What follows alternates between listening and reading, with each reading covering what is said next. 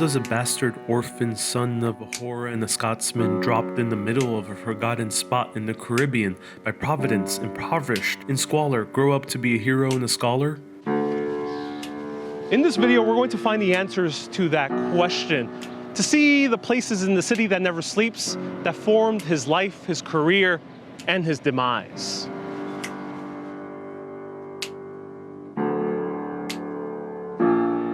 Growing up Puerto Rican in New York City, similar to Lin-Manuel Miranda, the composer, lyricist, and star of the Hamilton musical, I can relate a lot to the life story of Alexander Hamilton, who also grew up in the Caribbean and moved to this great city of New York, where he made a name for himself. But let's start at the end. Across the Hudson River in Weehawken, New Jersey, the morning of July 11th, 1804. Aaron Burr and Alexander Hamilton met face to face here at Weehawken, New Jersey. They were 20 paces away from each other. Alexander Hamilton and Aaron Burr were colleagues, both in forming this new nation of the United States of America, but also both as hotshot New York City lawyers. But they were also bitter rivals. And Burr was done with Alexander Hamilton when he learned that he was defamed behind his back as he was running for the governor of New York State. Aaron Burr wanted a position he could actually have some power, and he lost that race due to a huge margin. Aaron Burr decided to challenge Alexander Hamilton to a deadly duel. However, dueling was illegal across the 13 colonies, except for New Jersey, where they didn't prosecute any duels that happened here. But this wasn't the first time Alexander Hamilton was familiar with these dueling grounds. November 23rd, 1801, Philip Hamilton went face to face with New York City lawyer George Eager. He wanted to defend the honor of his father and thus challenge this New York City lawyer that was speaking against Alexander Hamilton to a deadly duel. They also went across the Hudson to this very spot, stood face to face. Alexander Hamilton consulted with his son saying, "You should throw away your shot so you can abort the conflict." However, George Eager put up his pistol. Alexander Hamilton also put up his pistol, and George Eager shot Philip Hamilton. Philip Hamilton was rushed across the Hudson, and he died by his father's side. History was repeating itself. Aaron Burr and Alexander Hamilton stood 20 paces away from each other. Aaron Burr faced the woods, while Alexander Hamilton had a beautiful view of the New York City skyline. He always loved this city. This was the city that allowed him to get a new, fresh start on his life. So it couldn't have been a better view for him to face his bitter rival. However, according to Hamilton's private writings, he intended to throw away his shot. So, Burr put up his pistol. Hamilton also put up his pistol.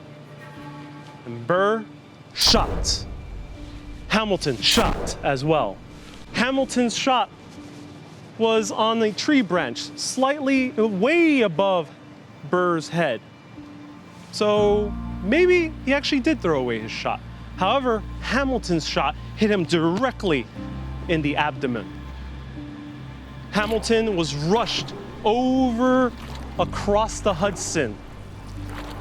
He was bleeding. 4 oarsmen rowing as fast as they could, with Hamilton's doctor, David Hosack, by his side, trying to stop the bleeding. Rushing back to the city that would turn a Caribbean-born orphan into the nation's founding father. Let's venture across Manhattan to retrace his steps.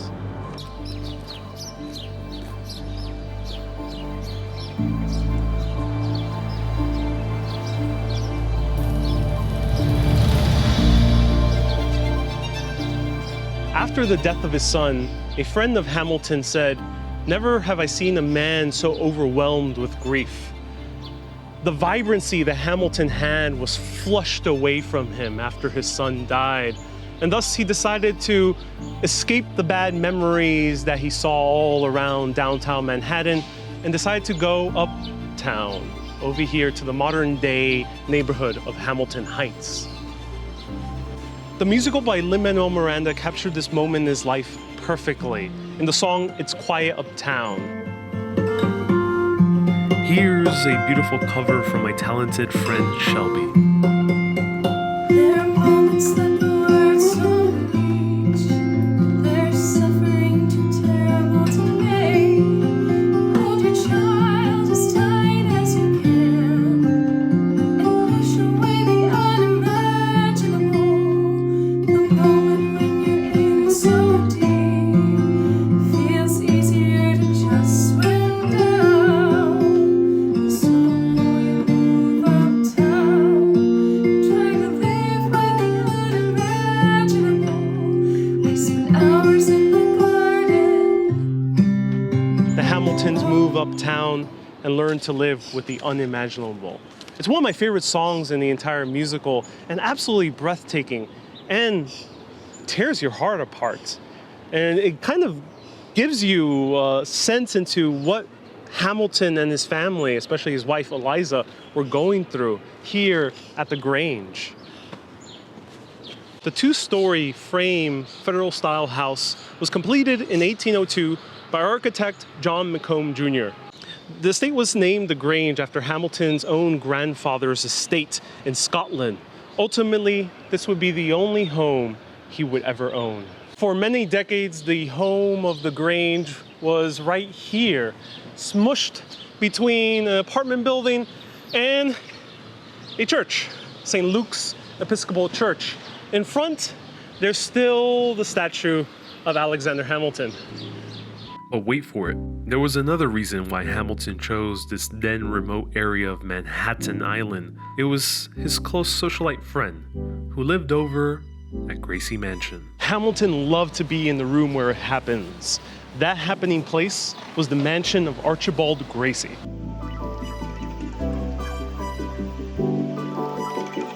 Here, Hamilton raised funds in order to start the New York Evening Post. It's still surviving to this day as the New York Post. It's the oldest newspaper continuously running in the entire United States of America. However, inside, if you get a chance to tour this now office of the mayor, you can see a fireplace mantle installed in 1966 inside the Susan B. Wagner Room, it being the final remains of a mansion that resided in the modern-day neighborhood of Meatpacking District.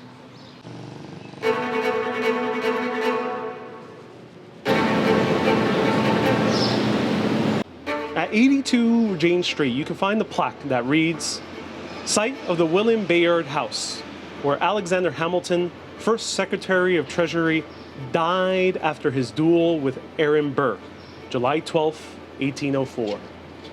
Despite having a plaque, the exact location of the William Bayard's mansion is still up for the debate. Many historians believe it was actually located one block over at Horatio Street. However, this was still within the realms of William Bayard's estate.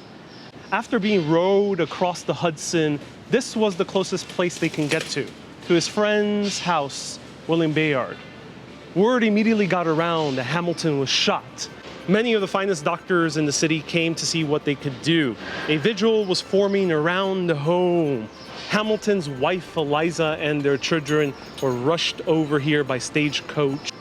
Many hours later, Hamilton, surrounded by his loved ones and many of his loyal colleagues, in front of the warmth of the Bayard fireplace, at the mere age of 49 years old, drew his final breath. Hamilton was the only founding father who didn't survive until old age. The musical ends with a poignant question. Who lives, who dies, who tells your story? Let's meet the woman who continues to tell Hamilton's story, Karen Quinones. I'm Karen Quinones. I am the owner of Patriot Tours NYC. I give walking tours about Revolutionary War New York City. I am also an author. I've written a book about Aaron Burr's gifted daughter, Theodosia Burr, And you can also see me as a reenactor as my 18th century character, Mrs. Q. I'm so excited for this tour. Truly, it's one of the best I've taken so far in New York City.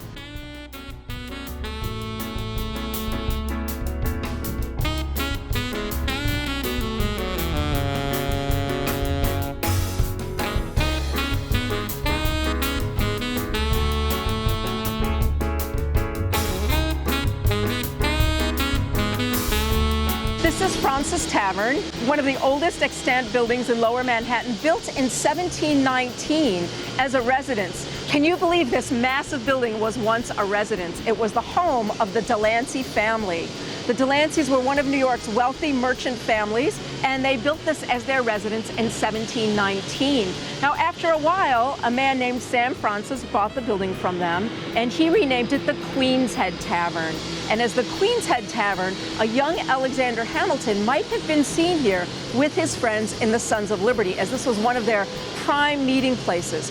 During the Revolutionary War, it was occupied by British soldiers, and then after the war, returned to Sam Fraunces and reopened as the Fraunces Tavern.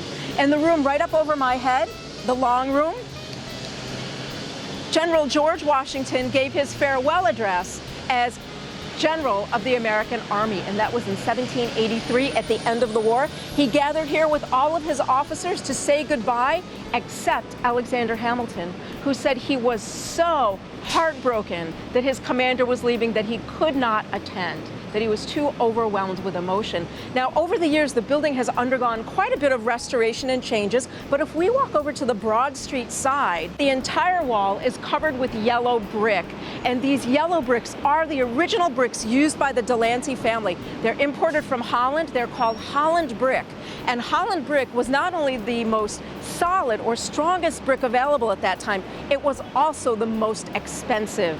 So whenever you learn about anything about colonial New York and someone is living in a yellow brick home or mansion, they would be part of the elite class at that time, what we might call the super rich. And I bet some of you know that there's still a street here in New York City named for that family, not far to the north, Delancey Street.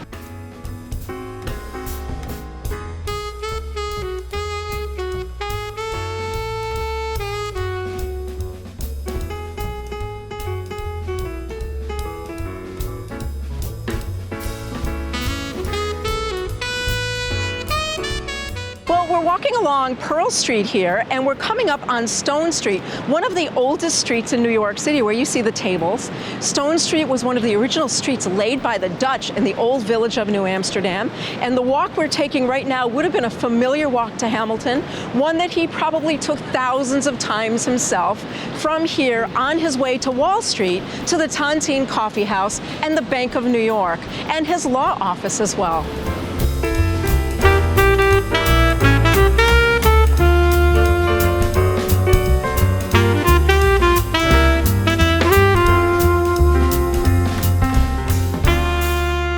Fascinating. And was Hamilton a very social person? I really believe he was probably one of the most charismatic men of his time. He certainly had a something about him that attracted people to him, even people who didn't like him. Goes to show that the most charismatic men can make as many good friends as they can make very bitter enemies. It's true. That's true. So we're at the site now of what would have been called the Tontine Coffee House. It was a coffee house where businessmen met, and on the second floor of the Tontine Coffee House is where Alexander Hamilton started the Bank of New York in 1784. That bank is still around today. It's called the Bank of New York, and a little bit up Wall Street is a building the Bank of New York built in 1926. And we can see some of the old cornerstones of the building on the top, the cornerstone of the 1797 structure built here, and then cornerstone of the newer structure built in 1926. But the Bank of New York has existed since 1784 and is the oldest bank in America still in existence under its original name. So this would have been at one time the Bank of New York, and I don't know if you know, but Mr. Burr also started a bank. There was a bank started by Aaron Burr. It was called the Manhattan Trust Company, and it built a building in the 1920s just half a block to the north. And you can see it here, and you can almost see the top of it way up there. And when the Manhattan Trust Company built this skyscraper, it was the tallest building in the world for about a month until the Chrysler building was completed. And the Bank of New York, the Manhattan Trust Company no longer operates under that name, but it's a name you all know. It's J.P. Morgan Chase. And it is J.P. Morgan Chase who today owns the pistols from the infamous duel between Mr. Hamilton and Mr. Burr. They often keep them in their executive suite in Midtown, but they also do loan them out to various museums for exhibitions. I don't know how J.P. Morgan Chase came to own the pistols. I believe at one time they were owned by Bank of New York. Some transaction took place, and now, kind of ironically, they're owned by the bank started by Aaron Burr, the Manhattan Trust Company, or J.P. Morgan Chase. Wow, that's crazy to think about, that the actual pistols are still available to this day. That's sometimes how things work out, though, yeah. Fun fact, the pistols, they found out, had a quick release. Yes. So they could shoot a little bit faster. They both chose not to use them the day of the duel. Oh, interesting. The person who brought the pistols, which in this case was Alexander Hamilton, chose second for the weapon. So Mr. Burr got to choose of the two pistols which he wanted to use. So he chose the one he wanted to use. Hamilton took the other one. And then their seconds examined the guns thoroughly to make sure they were in working order. And once they were, the two men then decided whether or not they wanted to use that hair trigger, as it was called. And both men declined to do so. Oh, so Burr knew about the Yep, quick they trigger. both knew about it. They both declined to use it. The seconds then loaded the weapons, ensured that they were in proper operating condition, and handed them to the duelists. This is Federal Hall National Monument, built in 1841, and it replaced the original building on this site. The original building would have been our city hall during the American Revolution, and then after the American Revolution became the first Federal Hall. And up here you see the statue of George Washington, which is placed where the balcony of that original Federal Hall stood, because that is the balcony where President Washington took the oath of office as the first president of the United States of America, April 30th, 1789. And even though that original building was demolished, when this building was built, we were sure to commemorate that incredible moment in American history, which is really the day we became the United States of America, when our president and vice president, John Adams, were sworn in right here at the intersection of Broad Street and Wall Street. And was he depicted in the painting that Yes, there's that shows? beautiful painting, and he's taller than everyone. He has on that brown suit, American-made suit, and the streets, according to eyewitnesses, were packed with so many people that a woman who lived next door was out on her balcony. She said it looked like she could step off of her balcony and walk across the heads of the people. Everyone was packed in so tightly. Oh, there is a great story. Do you know the story of the cadaver riot? No. I just looked that way and the story popped into my head. So that today is the New York Stock Exchange right over there, and that's Broad Street. At the bottom of Broad Street was our only hospital in New York after the American Revolution, the New York City Hospital. And of course, in that hospital, they trained doctors, and they trained them in anatomy, so they used cadavers. Well, at that time, there really wasn't, let's say, very good laws determining how you acquired the cadavers for use. So one night, a ladder apparently was against the hospital. Some boys climbed up and they happened to see the anatomy room, and one of the boys claimed that one of the bodies was his recently deceased mother. He ran home to tell his father. They ran to the cemetery, and before you know it, a huge riot broke out where the people of the town were trying to break into the hospital and get the doctors out. Well, Hamilton, the mayor James Duane, and you might know General Baron von Steuben, all got together and tried to protect the doctors. They determined that the best thing to do with them was to lock them up. There was a jail in here at the time, was to lock them up and protect them here in the jail. Well, the mob came up here to the jail, and in trying to protect them, Hamilton, von Steuben, and Duane were all beaten up in the riot. And so that's the famous cadaver riot, where Hamilton was nearly beaten to a pulp by an angry mob. Oh, wow. Was his doctor, David Hosack, involved in it? David Hosack was most of the doctors fled town, but he was one of the few doctors that remained and said he was going to stand against the mob. And then after that, the Common Council, which would be our city council today, passed laws determining how you could acquire cadavers for anatomy lessons.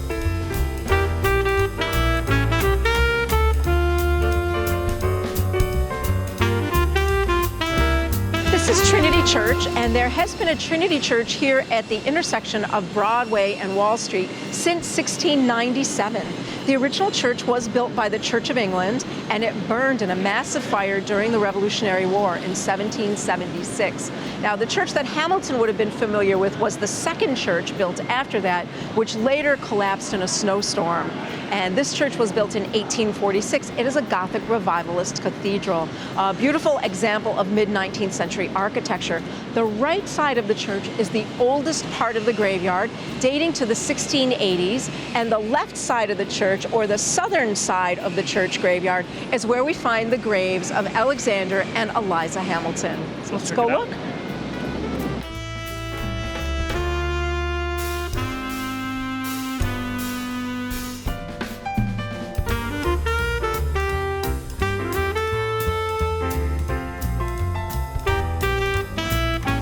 Now, this Trinity Church, when it was built, was a waterfront church, and you can see the street go downhill to what was then the shore of the Hudson River. And you can see today the Hudson River is many blocks beyond us, but would have been behind this church at that time. The church has recently been restored. You can see they've done a lovely restoration, and Mr. Hamilton's grave is right here along Rector Street. It's a large white pyramid. And why did he choose a pyramid? It wasn't him, it was his fellow officers in the Society of the Cincinnati that designed the grave site. So sort of a pyramid or an obelisk, which was a popular symbol at that time. Hamilton's brothers or officers in the Revolutionary War paid for the grave site and also for the monument.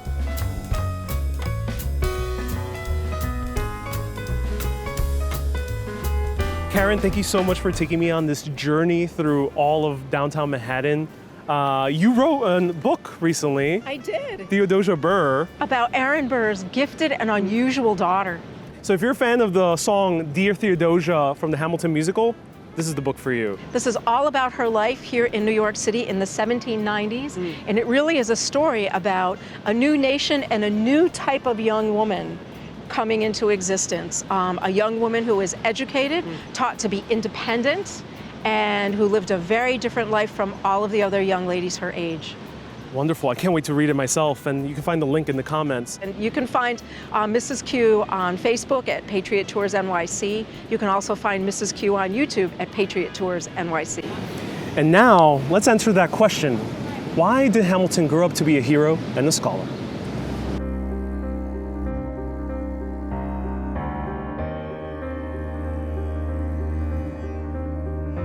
As I mentioned in many videos before, history is complicated.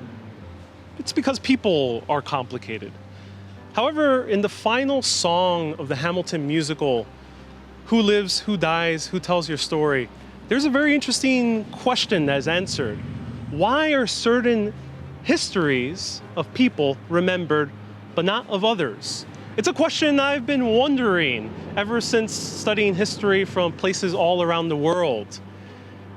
And the answer basically is, whoever survives you has to decide whether to tell your story or not. And it's been a very important reminder as I explored the history of Alexander Hamilton. It's better to make more friends than to make enemies. I'm Ariel with Urbanist. Keep being awesome and always keep on exploring.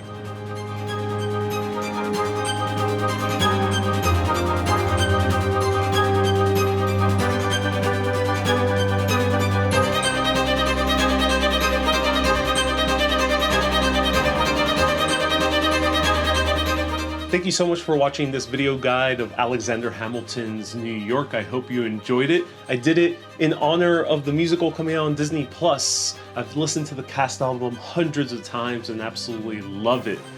Huge shout out to my friend Shelby Hay for making the cover of It's Quiet Uptown. You can find more of her work down below. Also, I have 3 book recommendations. Check out Karen Quinones, Theodosia Burr. It is a wonderful insight into the woman who basically inspired the song Dear Theodosia. And also, the book that inspired Lin-Manuel Miranda to write the musical is Ron Chernow's Hamilton. It is a huge, massive book, and you'll learn everything about Hamilton, and it's written like if it's an epic movie. I absolutely loved it, and it was a huge help for this video. The other one is Hamilton the Revolution. It goes in depth into the making of the musical. I highly recommend. It also has all the full lyrics of the songs. If you want to have a map with all the addresses to the places mentioned, there's another link down below. And if you want to see more videos about histories of cities, click that subscribe button. Thank you so much for watching. Keep being awesome and always keep on exploring.